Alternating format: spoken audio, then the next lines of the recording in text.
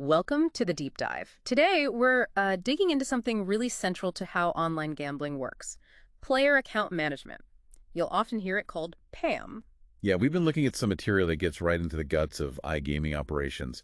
Think of this as like understanding the control room behind those betting sites you might use. Exactly.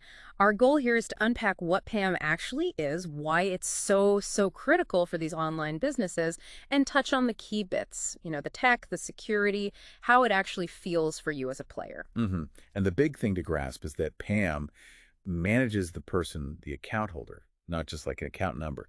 It's the whole nervous system. hmm It's absolutely vital for the business to work, keep players happy, and crucially, follow all the rules. We'll definitely hit on things like signing up, verification, moving money around, but also a bit about what's happening under the hood. Right. Okay, so let's start there. What exactly is PAM? The material calls it the Essential Software System. That's a good way to put it. It's basically the backbone. It handles, well, everything about the player, their data, getting them registered, all the deposits and withdrawals, tracking every single bet they make, settling those bets. Wow, okay, so everything. Pretty much. Plus security, responsible gambling features, figuring out who's who for marketing, and generating reports. But yeah, like you said, the main focus is always that individual account holder. Consolidating it all back to one person. Exactly. Every click, every bet, every login, it all builds this detailed picture of you. So why is that focus on the person so important for the business side of things? Because their success really hangs on how well they can sign people up, check they are who they say they are, keep them playing, and also manage any problem behavior. Those sound like the big four: registration, verification, retention, and handling toxicity. Spot on. Get any of those wrong, and it hits the bottom line hard. And regulators, Yeah. they watch the money very closely. Right. Getting deposits in is usually smooth sailing, I guess. Oh, yeah, they make that part easy. Yeah. Keeping you engaged, that's the constant effort. But withdrawals, that's often where players feel the friction. Ah, because of all the extra checks involved. Precisely.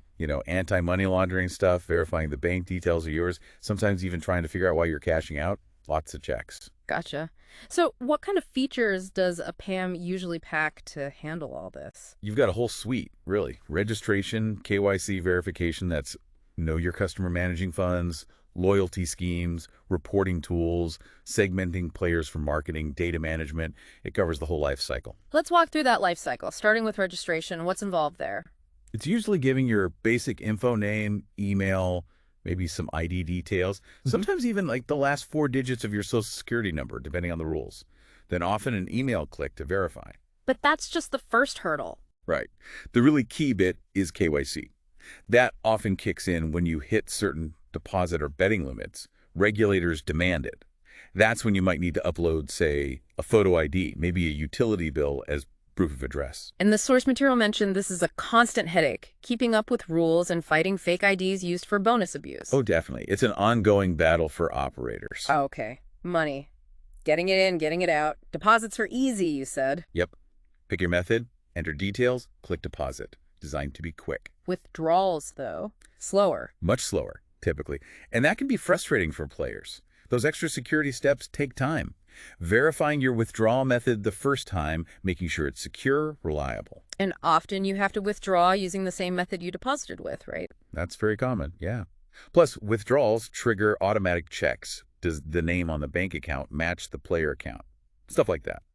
Riskier methods like credit cards might need even more scrutiny. Okay. Players are signed up, money's moving. Now, understanding who these players are, segmentation comes in here. Absolutely fundamental. It's about grouping players based on how much they spend, what games they like, maybe where they live, how often they play, all sorts of things. And why do that? To keep them playing, reduce churn.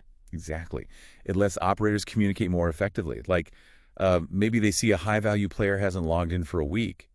They can segment that group and send a personalized offer to tempt them back. And the PAM system has tools for that, like messaging and offer engine. Yes, built right in. Email, SMS, pop-ups within the site or app. And specific engines to create and deliver those tailored offers for different campaigns, keeping active players happy, reactivating lapsed ones, you name it. Okay, let's peek under the hood a bit. The tech architecture. It's described as, a pretty complex setup. You got your front end, what the player sees, and the back end, the engine room. Back end doing all the heavy lifting. Yeah, that's where the core logic sits. Player management, security rules, reporting, payment processing, talking to third-party services. Third parties like fraud detection tools or payment wallets. Exactly. It integrates with the whole ecosystem. And the front end is your interface managing your profile, checking your balance, setting limits, seeing messages. How do they talk to each other, front end and back end? Through an API application programming interface, it's like the secure messenger. The front end asks the API for your account statement, for example, and the back end uses the API to send it securely after checking you're logged in. So the PAM backend isn't just storing stuff, it's running things, calculating wins, talking to payment gateways. Absolutely. It's the central command, defining rules, interacting with game RNGs, processing transactions, and connecting smoothly with those third-party APIs is critical, especially for things like sports betting, where odds change constantly. And all this runs on huge amounts of data. Massive amounts. Good data management is essential, not just player data, but info from game providers, payment processors, other services. And you need to keep it safe, obviously, but also use it for things like that marketing segmentation we talked about. Right. Balancing security with commercial use. And critically, data for self-excluded players has to be handled completely separately, walled off. Data growth itself is a challenge too, keeping performance up. Makes sense. With all that data, security must be top of mind. Non-negotiable. Protecting your credentials, your transaction history, everything. Secure handling and storage is paramount. Encryption plays a big role. Huge. Standard practice. Encrypting data helps minimize damage if there is a breach. It can be done at the disk level or more specifically within the application itself. Network encryption protects data in transit, but PAM focuses heavily on protecting data at rest stored data. Things like names, addresses, card details, betting patterns, all encrypted. Precisely. Huh. Usually using strong encryption, maybe even unique private keys for the most sensitive stuff. The sheer scale is interesting. One key might secure thousands of accounts, which is efficient, but also makes that key a valuable target. Beyond just locking data away, how do they actively fight fraud? Well, PAM systems have fraud detection mechanisms built in. They're constantly looking for suspicious patterns in accounts and transactions. Like what? Someone using a stolen card or maybe multiple accounts from one location? Exactly, those kinds of things. The PAM flags it, maybe triggers an alert, might freeze a withdrawal or block access. Often, though, a person makes the final decision based on the flags in other tools, like looking at login history. And checking ID documents before someone plays is part of this too. Yeah, identity verification up front. Using automated tools to check if an ID document looks legit. It's about having multiple layers, often automated, to validate identity. Okay, so tech, security, it all comes together under the umbrella of compliance and regulation. Which is just massive now. GDPR in Europe is a big one, but data protection laws are everywhere. It's all about storing that personal info securely and legally. Things like encrypting it, controlling who has the keys, deleting it when required. Exactly. And having policies for how long data is kept. GDPR aimed to standardize things in the EU, give people control over their data, but it's still a complex patchwork globally. You can't even operate without playing by these rules, right? Licensing is key. Absolutely mandatory for real money gaming almost everywhere. Getting a license can be a long, expensive process. And you can only offer gambling legally under that license. Using unlicensed sites is illegal. And the license covers everything. Data protection, anti-money laundering, security standards. Right. It provides a whole framework. You usually need your games and systems certified by independent test labs, too, even before applying. And getting a license is just the start. Oh, yeah. You have to maintain it through ongoing compliance, constant audits, checks. You always have to prove you're following the rules. Okay, let's shift to the player's perspective, what they actually see and interact with. The user interface, the user experience, UI, UX. Yeah, the material really stresses this. Good UI, UX can make or break an operator. How so? Good design helps keep players, bad design frustrates them. Exactly. Good design builds trust, makes it easy to use, encourages sign-ins.